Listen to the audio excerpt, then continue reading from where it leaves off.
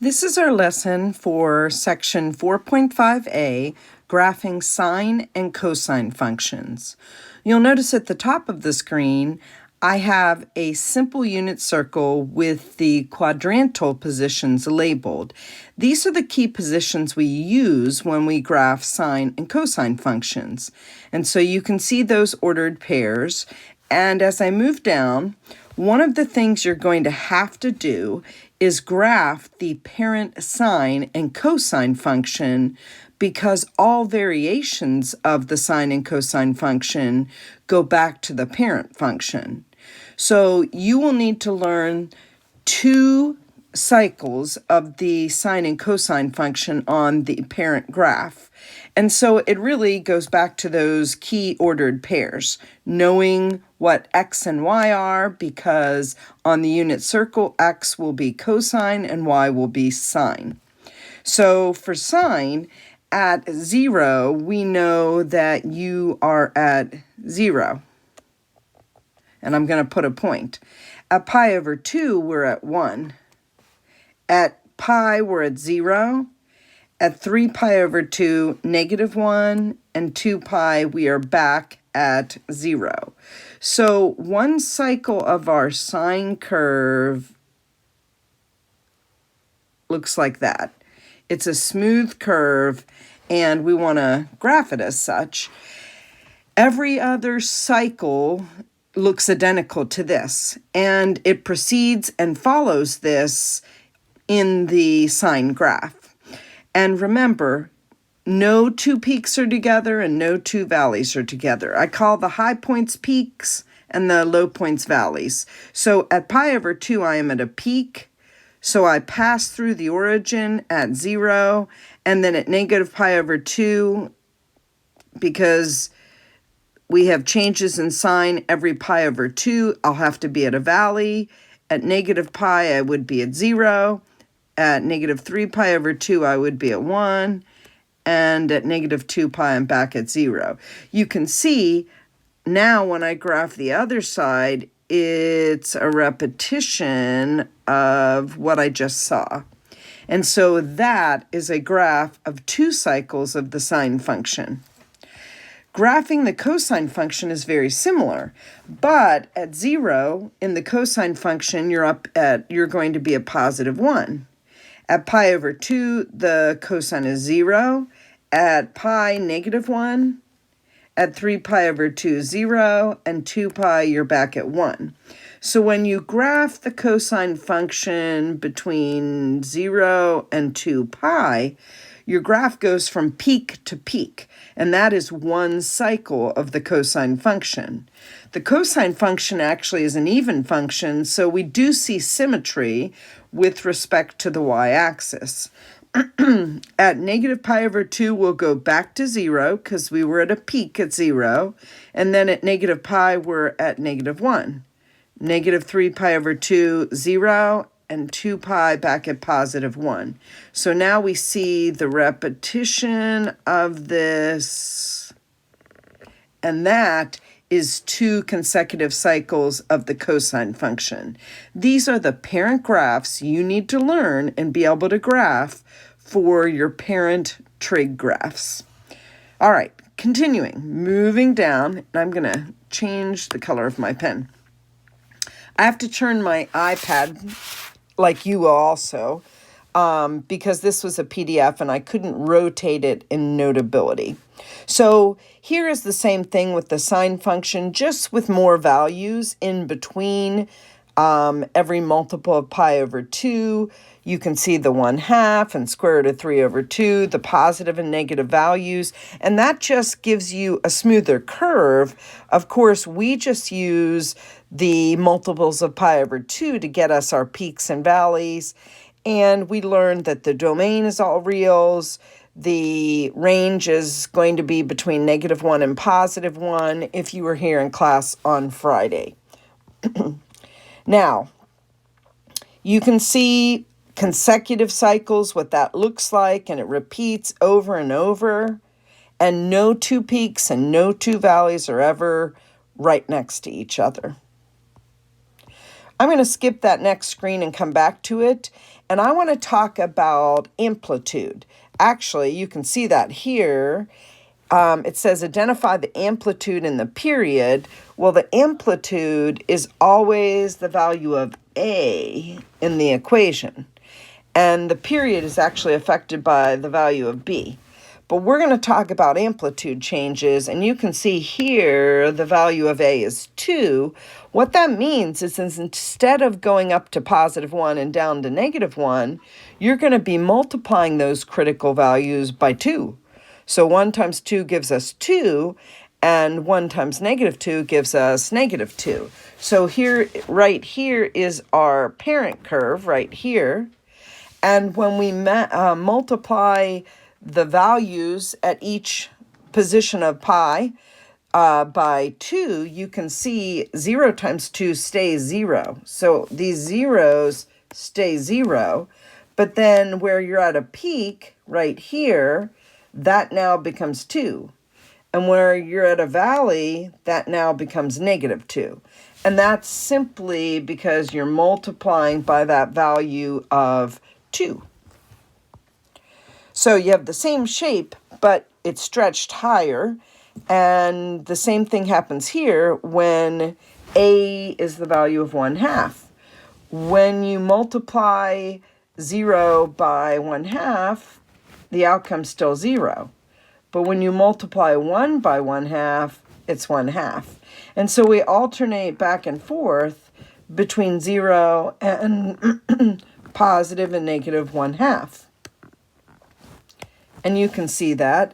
And so my peak becomes 1/2, and my valley -1/2, and my zeros or my x-intercepts stay the same. So I get that curve right in here. And that means it changes the range to be -1/2 to +1/2. Moving on to y equals -2 sine x. Same thing, multiplying 0 by 0 gives, or 0 by -2 is still 0, but multiplying 1 by -2 is going to make it -2, and it's going to reflect that peak over the x-axis and make that peak become a valley, stretched 2 units with an amplitude of 2. The x-intercepts stay the same because -2 times 0 is 0, but the valleys where it was -1, -2 times -1 makes a +2. And so you see the reversal. Here in green is the parent graph, and then in blue we get the -2 sine x graph. So you're taking that +1 and multiplying it by -2, which makes it -2 and flips it over the x-axis. And where we were at a valley, and that was -1 times -2 makes it a +2 and makes it become a peak. The valley becomes a peak, and so we have that graph that was in blue and now is in pink, and that is the graph of y equals -2 sine x. And they're just trying to show you in the picture over on the right multiple cycles of this happening over and over. So you can see amplitude is actually the distance between the x-axis and a peak or a valley. And the amplitude is never negative. So although A is negative, the amplitude here is +2 still. Yet, because A is negative, it reflects a peak over the x-axis and a valley over the x-axis, so that all peaks become valleys and all valleys become peaks. Now, period change. We can change or alter the period. That's how narrow our graph occurs. You know, right now, the parent graph occurs one cycle between 0 and 2 pi. But if the value of b is other than 1, you have to divide 2 pi by b. And that's going to alter the period, how frequently a cycle occurs. And this only affects the last couple questions on 4.5a homework, just as far as an equation. So I'm just going to show you in this particular graph so you can begin to wrap your mind around it, but this will really become more of the focus in 4.5b homework than 4.5a. 4.5a focuses more on just amplitude changes. But let me show you what we do. So if the period is 2 pi divided by b, b in our equation here is 2. So you can see here we divided 2 pi by 2, and that gives us pi. Well, what you have to do is you have to divide pi into 4 equal parts, because that's how frequently we have a change in our sine graph or cosine graph for that matter. So, when you graphed the key points on the parent graph, they occurred every pi over 2. But when we change the period, they're going to have to occur more frequently, or not more frequently, in a smaller space. So what we do is we divide that into 4 equal parts to get those key positions. And so we know the period is pi. We're going to start at 0. We're not doing any what are called phase shifts yet. So I'm starting at 0, and I'm going to increment it by pi over 4, because that's a quarter period, and that's how you're dividing the unit circle up. You're dividing it into 4 quadrants when you get your key points, and so we divide the period by 4. So we get here these key values. So we start at 0, then we increment it by pi over 4. We increment pi over 4 by pi over 4. It's pi over 2, or 2 pi over 4. We increment again, that's 3 pi over 4. And we increment one more time, and that's 4 pi over 4, or pi. So now, what you have to understand is if I plug in 0, really in the equation, that's 2 times 0 up here. If you look at the computation, 2 times 0 still makes the angle 0, which we know the sine of 0 is 0, and 3 times 0 is 0. So that gives us our first critical point. At the next point, we incremented our x value by pi over 4. So in parentheses, we have 2 times pi over 4. Well, 2 times pi over 4 becomes pi over 2, and the sine of pi over 2 is 1, so we have 3 times 1, which is 3. But now you see this key point, it's not pi over 2, 3, it's pi over 4, 3, because our input was pi over 4, our quarter period. Then we go, the next multiple of pi over 4 is pi over 2, and you can see in our computation here, 2 times pi over 2 gives us pi, so we really have 3 times the sine of pi, which the sine of pi is 0, 3 times 0 is 0. Then we get to our next multiple, and that is 3 pi over 4. Now 2 times 3 pi over 4 is 3 pi over 2, where we know the sine is negative 1. And 3 times negative 1 is negative 3, so we get our next order pair, but now it's occurring at 3 pi over 4 instead of 3 pi over 2. That's because we incremented our table by the quarter period. And finally, when we get to our last multiple of pi over 4, we're at pi, which makes sense because we started at 0 and our period is pi, so that has to be our last value. So when we plug it in here, we have sine 2 times pi, which is 2 pi, where we know the sine value is 0, and 3 times 0 is 0. So now, the key thing that changes is your scale on your x-axis. Notice that it's not 0, pi over 2, pi, 3 pi over 2, and 2 pi. It's 0, pi over 4, pi over 2, 3 pi over 4, and pi. We've changed our increment by pi over 4.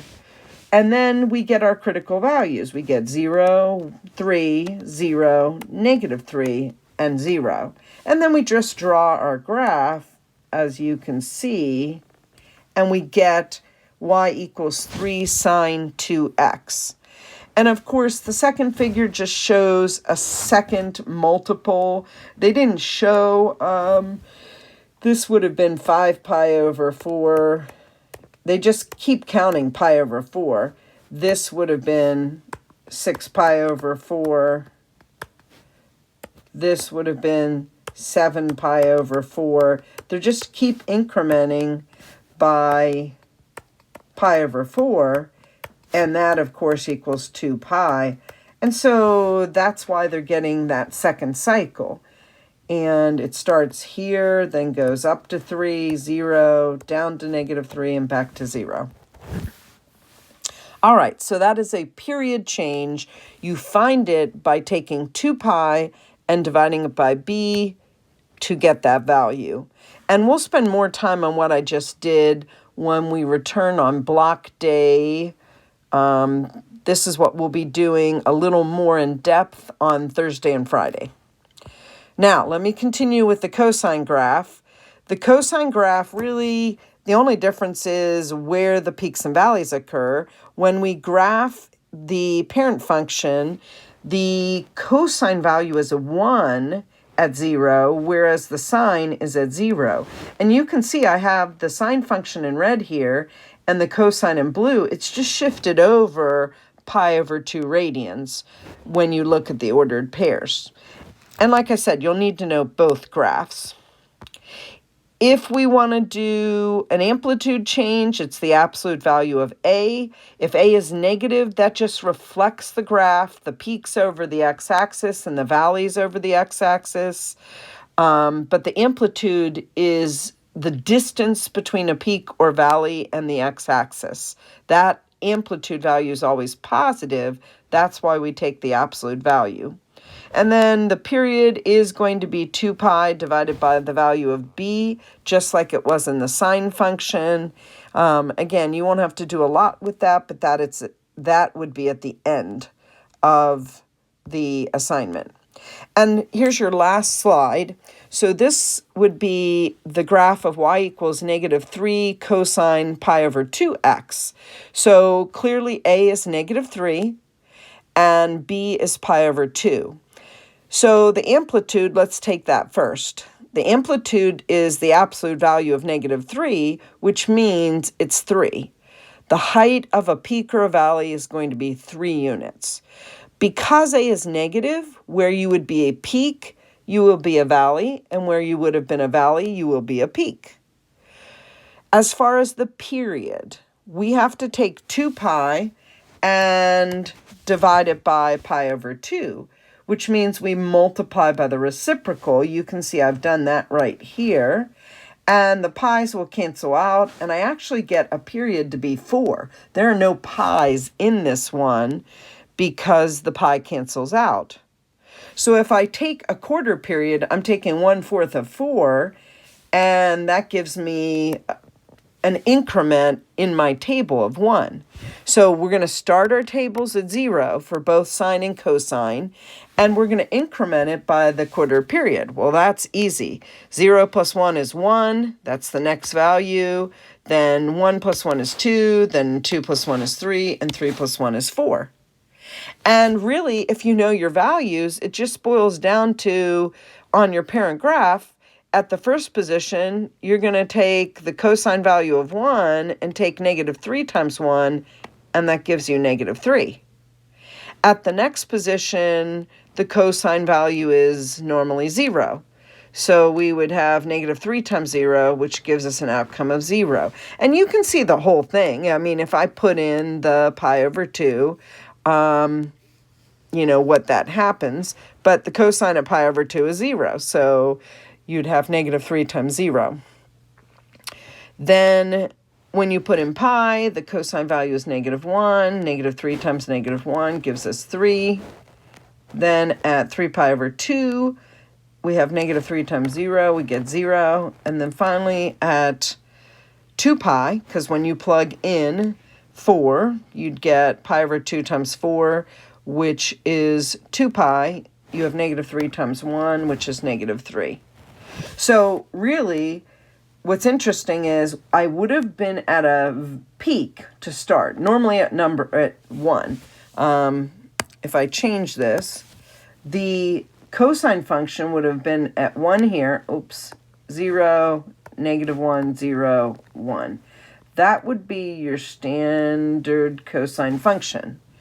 But what we've done is we've altered that, and obviously I'm using the changed values on the x-axis. So when we multiply by -3, 1 times -3 makes that -3. The x-intercepts stay the same, but the valley where I was -1, when you multiply it by -3, makes it a peak. And where I was +1, it makes it a valley. So that is how we get one cycle of the altered graph, y equals -3 cosine pi over 2x. All right, hopefully that gives you an idea of what's happening, and you understand how amplitude and period can begin to change a sine or a cosine graph. Please attempt to do 4.5a in my math lab. I don't think you're going to find it to be very hard, and there aren't that many questions. And then we'll continue this discussion in class next block day. Hope you have a great day.